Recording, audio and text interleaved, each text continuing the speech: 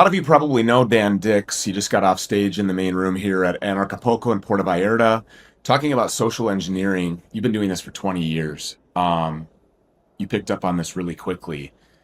The media apparatus, Hollywood, entertainment, music, institutions of learning, academia from K through 12, and then, of course, the programming that you pay for if you want to continue that. How do people continue to fall for it over and over again, from the COVID pandemic to war propaganda, mass shootings, assassinations, mistakes, USS Liberty? How do people continue to fall for the lies repeatedly? Well, there is some heavy conditioning going on, some serious brainwashing. I knew things were bad when COVID started, and you could just see it from looking around at the amount of people who are wearing masks, engaging in the social distancing, getting the vaccines. I think it's social conditioning, and much like I said in my talk, social engineering and behavioral sciences, that they literally have this down to a science. You got guys like Edward Bernays from 1928 who wrote Propaganda, who talked about how our ideas, our suggestions, our very behaviors, our everything we think, our tastes are formed for us largely by men we have never heard of. And he admitted back then that this is the secret ruling power of the government. So really, when I talked about the Ash conformity experiment in my talk, that was to show how human beings are creatures of conformity. We often kind of want to conform to the group, and they play on that. They play on that time and time again. And unfortunately, like I showed, 75% of the people who took part in the experiment conformed. But it's that other 25%, guys like you, guys like people who are at this type of a conference, are the ones who refuse to conform, and that's really what's necessary in order to stop this type of mind control from happening. So honestly, it's been generations and decades of propaganda and brainwashing and conditioning. You got to look at the education system as well. You mentioned mass shootings. Like, we just had one of the largest mass shooting in Canada like 6 days ago. And this comes at the hand of a transgender individual who's been told all his life that he was born in the wrong body. Now in British Columbia, they start teaching you that in kindergarten. Are these people self-radicalized, though, or is there help along the way? Are they in chat rooms? Are they on the internet somewhere being radicalized and programmed by somebody else? I think it's a bit of both. I think there's definitely those kind of online chat rooms that heighten this sort of behaviors, but ultimately, it's coming directly from the hands of the government. It's coming from institutions like the education system, and it's coming from the doctors and the counselors and the people who are affirming their delusions. You got a guy like Justin Trudeau, who for the last decade was pushing this stuff on society. The guy would take his own little kids, like 3 and 4 or 5 years old, to the pride parades. I confronted him to his face about it. Mark Carney, the current guy. These people are disgusting. I mean, they're sexualizing kids from a very young age. Yeah. You talked about a program actually in Canada. What is this program called again? Gender orientation? Yeah, so this is SOGI 123. It stands for Sexual Orientation and Gender Identity, and it's taught to kindergarteners. For what purpose? What's the justification? Why are parents buying this? Literally, the purpose is because they think it's justified to let them be their true selves, and to suggest to them that you may be born in the wrong body if that's what you want to believe. And if you have enough surgeries, if you have enough cosmetics, then maybe that can become your reality. When I honestly, as we just saw in Tumbler Ridge, BC a week ago, sometimes they realize they've been lied to their whole lives, and they realize, I'm not going to become this thing I was told that I can one day be, and they go postal. Not all the time, but sometimes that's what happens. So I got to look at the government, I got to look at the education system, and I got to look at all the people around them too who are affirming this nonsense.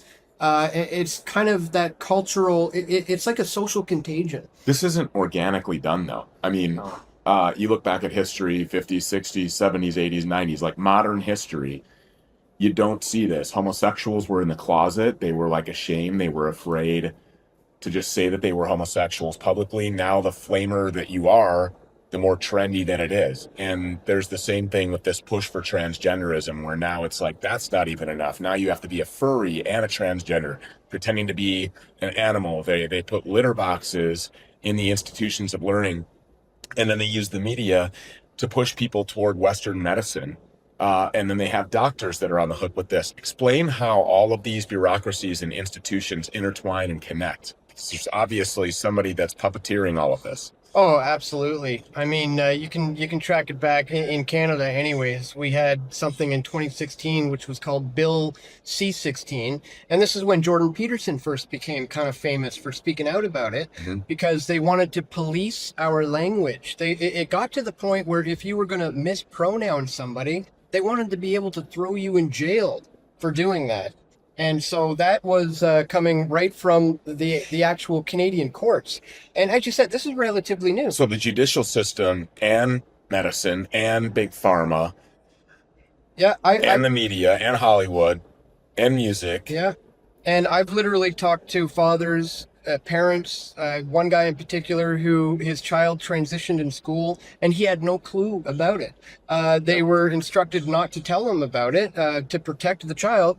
And this child saw a video when they were in grade 6 of a young girl who cut her hair to look like a boy. And she thought, I want to do that. And then she went to a counselor. And the counselor said, yeah, go ahead. This is BU. And then she went to a doctor. And they continuously affirmed all this stuff, unbeknownst to the father. And she eventually went through with it and became fully transitioned. And when the father tried to speak out about it, they threw him in jail.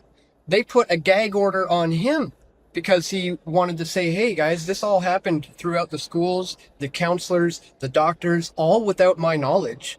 And now my daughter thinks that she's a boy. And so, have you heard the story of Jeff Younger in the States? Absolutely. This kid out of Texas, a Texas judge allowed this. Yeah. This psychopath mom, takes Jeff's son to California, where this type of behavior is promoted. Obviously, this mental illness is promoted. This suicidal, homicidal, like indoctrination, because that's what it is. And in Canada, if these things don't work for you and you become depressed or you feel alone and you feel like nothing is there to help you, the government will actually help you to kill yourself. So there's medical assistance in dying MAID. We've talked about this, program on the Stu Peters show many times. And we were talking about this, like they get the tail end of COVID-19. And they kind of used that as the jumping off point to really mainstream this idea of just killing yourself, while the government basically tells you, yeah, you are hopeless. Yes, you are helpless. No, there's no future for you. Yes, you're at a dead end. You're at an entrail. How young will this go? Will there be kids that, have unsuccessful transitions, because most of them are, and they're hideous and they're disgusting and they are medical disasters?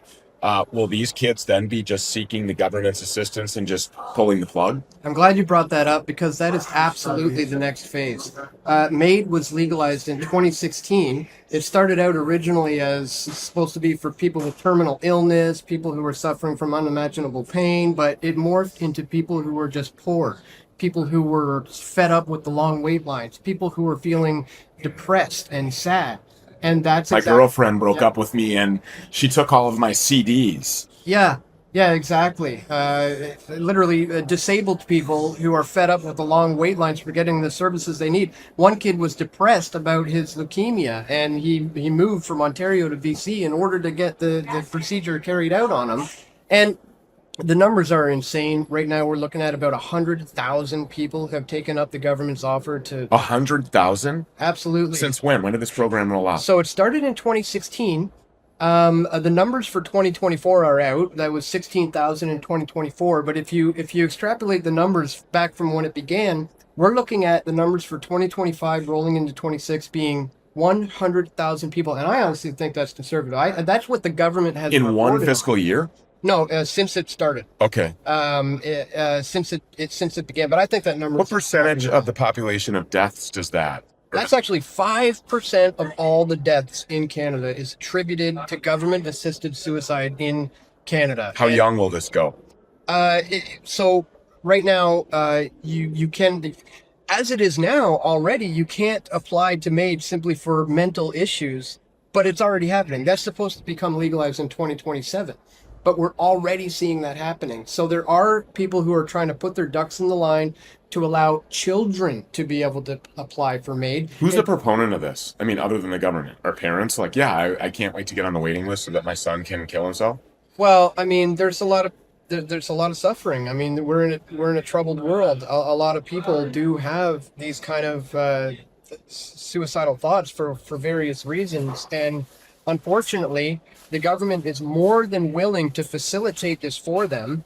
I literally had one lady I've interviewed a number of times. She had her hospice stolen from her by the government. She had a true palliative care facility where she's taking care of people. She ran it. Okay. She ran it. She raised millions of dollars to create this place. And the government said, if you're not going to be willing to engage in MAID when somebody asks for it, even though there's a facility right across the street where they're free to go and do that if they want to. Literally? Literally, quite literally, like a walking distance across the street, that's not good enough for them. They said, no, if a patient requests this, you have to do it. And if you don't, we're going to take your property. And they did exactly that. They stole her property from her. They shut her down. They shut her down. They stole her $1 million facility. And she's now because she wouldn't kill people. She wouldn't take part in the killings. Exactly. She's, she's a Christian woman. She says, this goes against my beliefs. It goes against my faith. This is not something I'm willing to do. This is where I draw the line. This is but what about that? I mean, how can the government trample on her religious rights?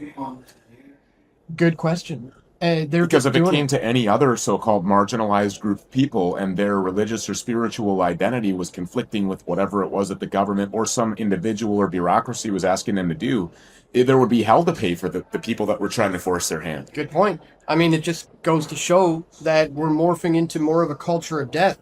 And that, honestly, it's probably coming from the demonic realm. It's probably satanic. The reason why, you're allowed to, proclaim whatsoever any faith so long as it's not Christianity. I mean, that's the true issue that they have with it. Mel Gibson, who should know this better than anyone because, obviously he portrayed Christ in a positive light with Passion of the Christ.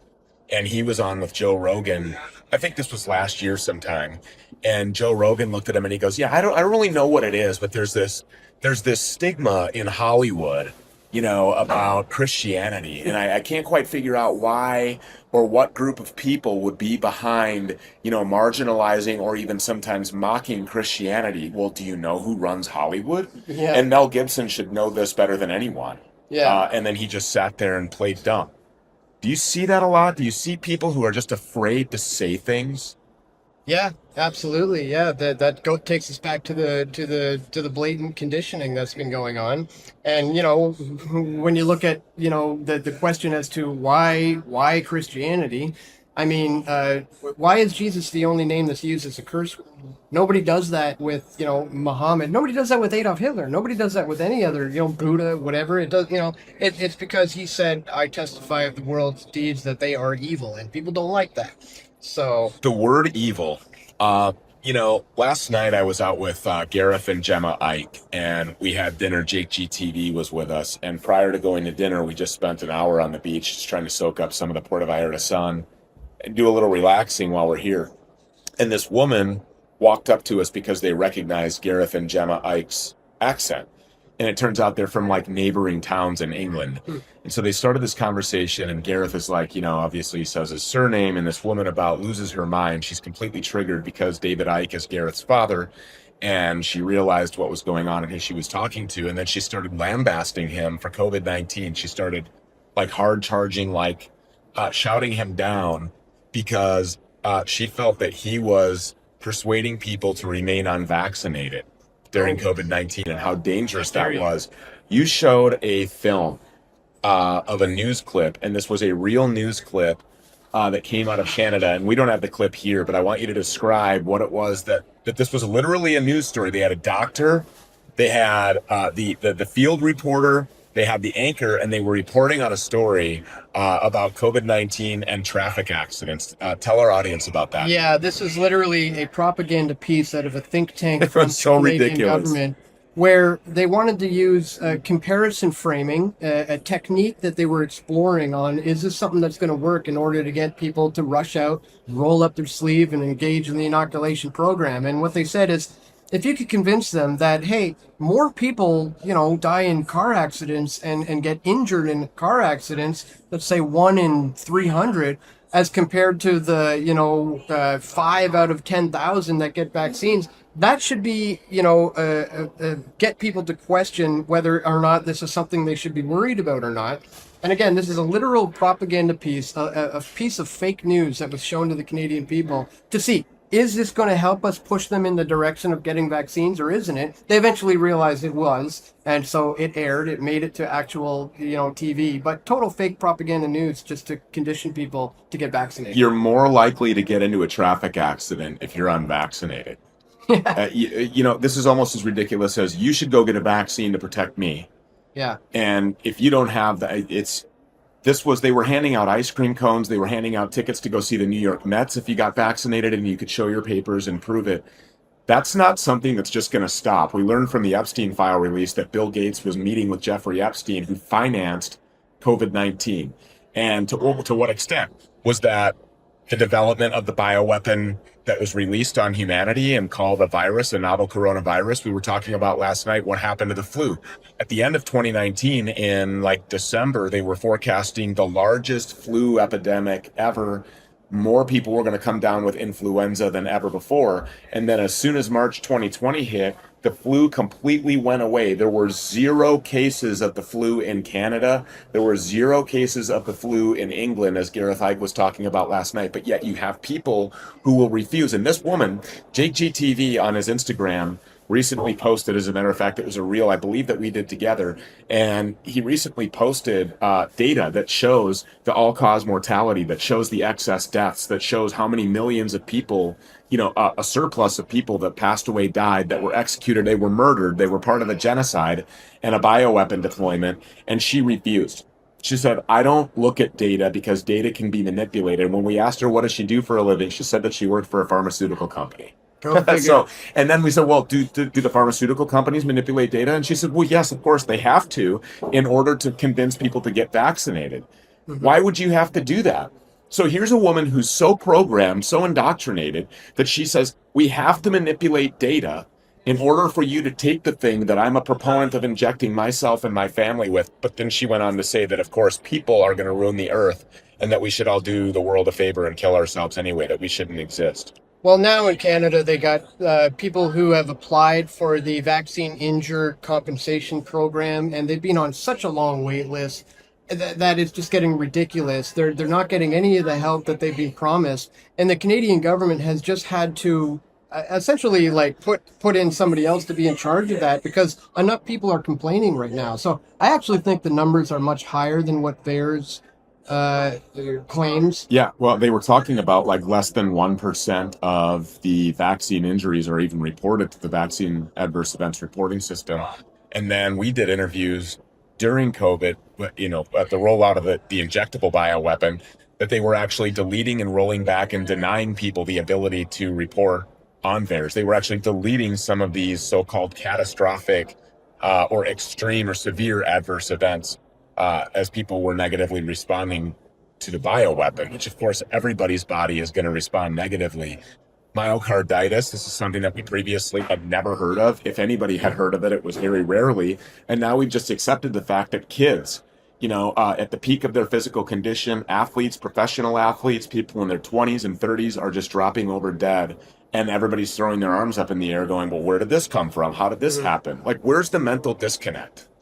Yeah, well, like I said, this is a result of decades of heavy conditioning, and it's truly sad to see that this is how bad it's gotten. I thought shows like yours, shows like mine, we're having we're doing a pretty good job at waking people up. And the problem is the suppression.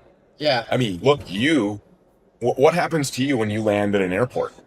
Oh man, I've gone through so many crazy situations with just because of what I do. I've been arrested in multiple countries. For what? I mean, what are you charged with?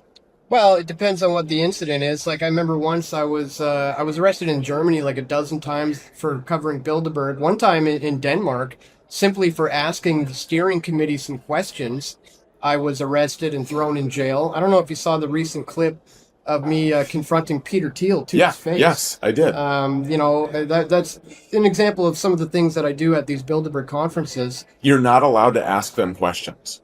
That goes to say a lot. Often their silence speaks louder than words. But yeah, many times I've been thrown in jail simply for trying to get close to some of these people and to demand those questions that the mainstream media is just not willing to do. The type of stuff that they just won't go there at all, like Jeffrey Epstein, like Palantir surveillance program, and depending on who the person I'm questioning is. But this is the kind of stuff we have to do. Nobody else is doing it. So if we want to break free from what they're trying to do to us, we got to take it to them. So what would you tell our audience as like remedy and solution individually?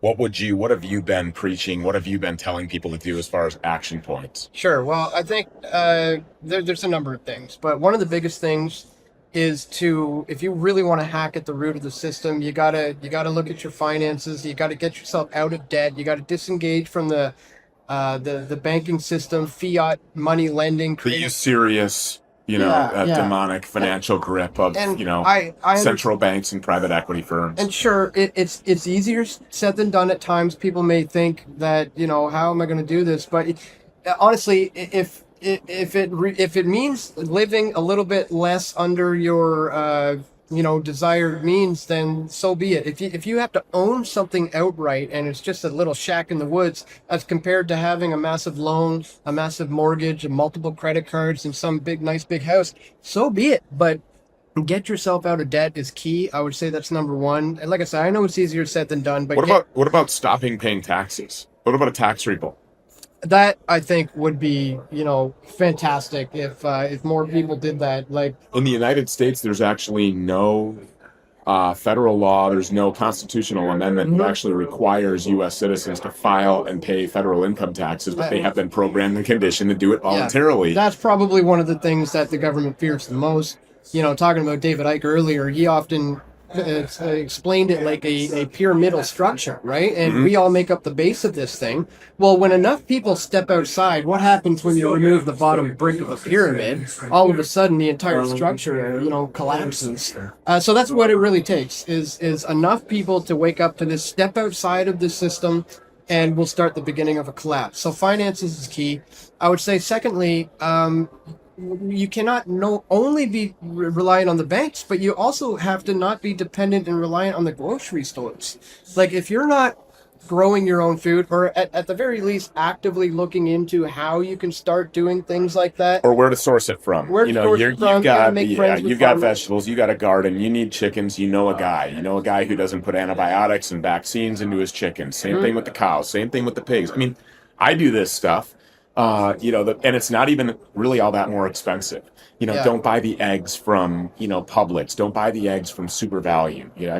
Who knows where these things come from? And we all know what they're being injected with because they told you that. They told you that they were going to inject your food with mRNA technology, and they're doing it. Yeah. They told you they were going to put nanotech in the lettuce, and they're doing it. They're spraying us in the skies everywhere. I mean, come on. These people are murderous heathens that they're having sex with our kids. They are encouraging them to kill themselves and to cut off their genitalia and mutilate their bodies. These people are sick, disgusting, evil psychopaths, and they want you dead, especially guys like us. They don't even view you or myself as useless eaters. They actively would love to kill us. They would actually target us for death. Yeah. And we've seen that. We've seen that recently with Charlie Kirk. We saw that with JFK. We have seen that, multiple times. And now we're like kidnapping people. We've talked about Bashar al-Assad, Muammar Gaddafi. We've talked about people who have stood up for their countries to oppose the central banking finance cabal.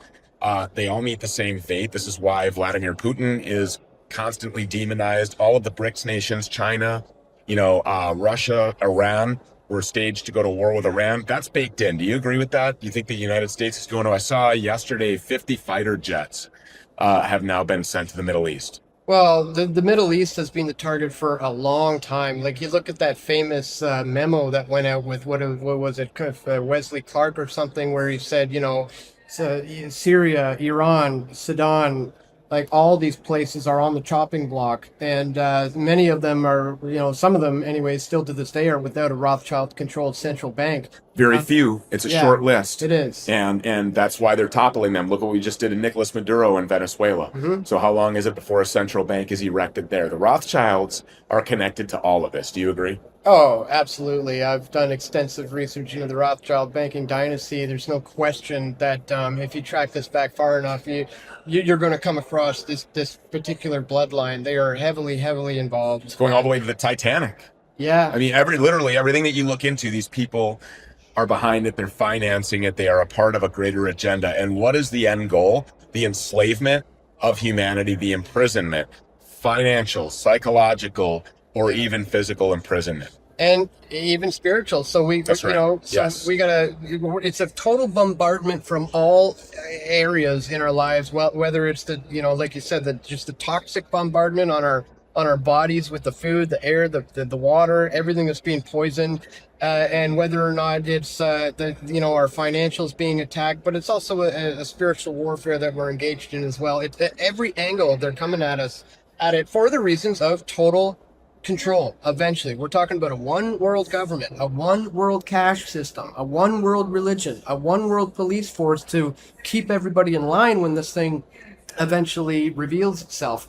But this is the agenda. This is where they're taking things, and that's why we have to continue to wake people up to this now more than ever. Because There he is, it's Dan crunch time. Dicks. Where should people go to find more from you? Same place for 20 years? Yeah, pressfortruth.ca. I've got my YouTube channel, but I've been banned and then reinstated and then censored and banned and then brought back. So you can't find me on YouTube, Press for Truth, but go to me on Rumble, go to me on BitChute, on Odyssey, on Band, on Minds. The best place to go is just my website, because I'm probably going to be terminated from these places again, but you'll always be able to find me at pressfortruth.ca. There it is, pressfortruth.ca. Dan Dicks, thank you very much. Appreciate it. And that suppression, the censorship, permaban on YouTube, permaban on Instagram and Facebook, but yet people are allowed to go and take my content and monetize it and put it on YouTube and put it on Instagram and put it on Facebook. I'm demonetized on X. This is literally the choking out, the attempted financial ruin. If they can't use advertisers and sponsors to pressure you and say, hey, well, here's $3.4 million. We just need you to stop talking about these things. And I tell them to take their $3.4 million and shove it 3.4 million times at 3.4 million miles per hour up there. You know what? And that's the idea. So these people can literally take 100% of my content. They don't censor it. They don't alter it. They just take the research that we do, the ideas that I table, and they go and they blast them. Well, there's a double-edged sword here. First of all, I'm really glad that the content is just getting out there, because that's what this is all about. But that means that we need your support. StuPeters.tv. We have $14 off right now for the Stu Crew. So that gets you early access to documentary films, behind the scenes stuff, 24/7 live chat. We have conversations all the time. If you want to help us support the network, StuPeters.tv, pressfortruth.ca for Dan Dicks, and we will be back after this. More of the Stu Peters Show continues next. We all want truth.